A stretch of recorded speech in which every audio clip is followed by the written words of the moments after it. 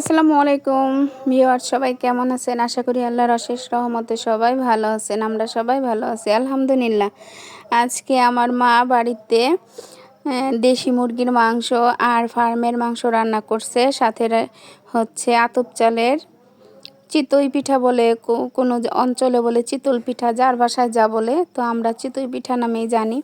তো মায়ের হাতের পিঠা এবং মাংস দোনোটাই খুবই মজা ছিল। আমার মায়ের হাতের রান্না অনেক মজা, আর পিঠাগুলো অনেক সুন্দর হয়েছে। এই পিঠাটা আমি উঠাইতে গেছিলাম, তো না পারলে যা হয় পিঠাটা নষ্ট করে দিয়েছিলাম। পরে মা সোজা করলো, করে উঠালো।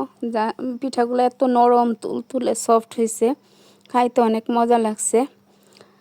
তো আলহামদুলিল্লাহ অনেক মজা হয়েছে আজকের পিঠা এবং মাংস।